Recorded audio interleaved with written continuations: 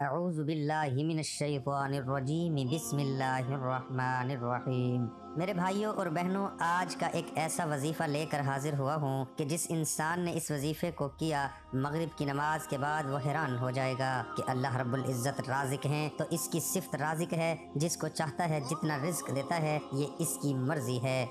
انسان کے بس کی بات نہیں۔ آپ پوری دنیا کا سروے کر لیں، بڑے بڑے عقل مند پڑھے لکھے لوگ ہیں، لیکن ان سے زیادہ پیسے کے مالک کچھ ایسے لوگ ہیں جن کے پاس تعلیم بھی نہیں، اتنا خاص ڈگری بھی نہیں، لیکن اللہ رب العزت نے رزق اپنے ہاتھ میں رکھا ہوا ہے، جس انسان کو چاہتا ہے وہ دے دیتا ہے۔ تو میرے بھائیوں اور بہنوں، ایک ایسا وظیفہ بتانے جا رہا ہوں۔ ایک ہمارے پیارے اور اللہ کے برگزیدہ انسان وہ کہتے ہیں کہ میں نے اس وظیفے کو کیا، وظیفہ کرنے کا اتنا فائدہ ہوا کہ جب بھی میں دل میں حسرت کرتا ہوں کہ یہ چیز مجھے مل جائے، اللہ رب العزت کوئی نہ کوئی ذریعہ بنا دیتا ہے، کوئی ایسا وسیلہ بنا دیتا ہے، میں خود حیران ہو جاتا ہوں کہ یہ رزق کیسے ممکن تھا، مجھے مل گیا ہے۔ جب انسان اللہ پر مکمل توقع اور بھروسہ کر کے زندگی گزارتا ہے اور طلب کرتا ہے، اللہ رب العزت دے دیتے ہیں۔ انسان بے بس ہے، انسان کمزور ہے، انسان کے اس کے اوپر گروپ نہیں کہ میں یہ چیز چاہوں اور میں کر لوں، لیکن جب انسان اللہ کے اوپر چھوڑ دیتا ہے اور اللہ پر بھروسہ رکھ کر اللہ سے مانگتا ہے تو وہ ایسے ملتی ہے جیسے اس نے زور بھی نہیں لگایا،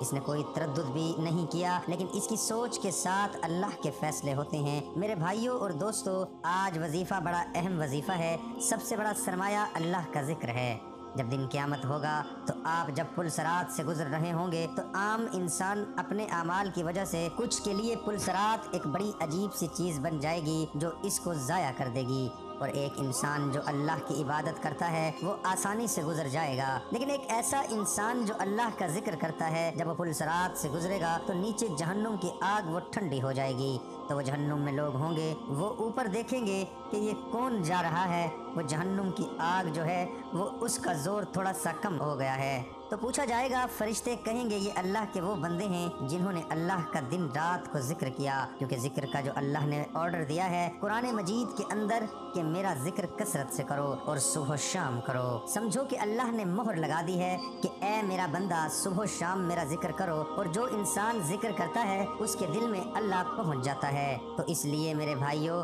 اور دوستو، ایک تو ذاکرین کی جماعت میں چلے جاؤ، اللہ کا ذکر کیا کرو۔ اللہ کا ذکر ہے کہ اللہ کی یاد میں صبح و شام 2 ٹائم اللہ اللہ اللہ اللہ، ایسے آنکھیں بند کر کے تصور کریں، 2 منٹ کر لیں، 3 منٹ کر لیں، کیونکہ اللہ کا حکم ہے۔ تو میرے بھائیوں اور دوستو، اب ہم اپنے وظیفے کی جانب چلتے ہیں۔ وظیفہ یہ ہے کہ مغرب کی نماز کے بعد آپ نے باوضو ہونا ہے، اس کے بعد آپ نے اول و آخر 3 بار درود شریف پڑھنے کے بعد یہ 101 مرتبہ آپ نے لا الہ الا انت سبحانک انی کنت من الظالمین، اس کا وظیفہ کرنا ہے۔ اور جب حضرت یونس علیہ السلام نے اس دعا کو مانگا، اللہ نے ظلمت کے اندھیروں کو ختم کر دیا،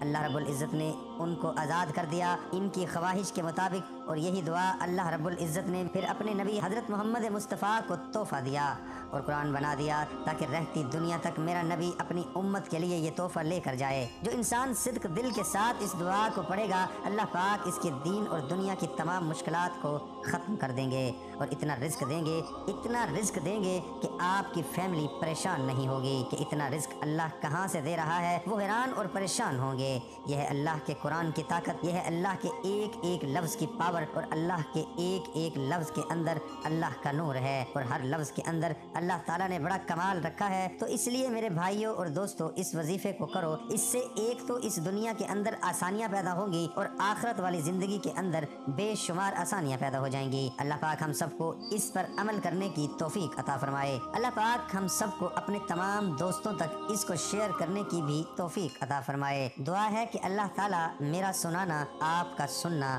اپنی بارگاہ الہی میں قبول اور منظور فرمائے، آمین ثم آمین۔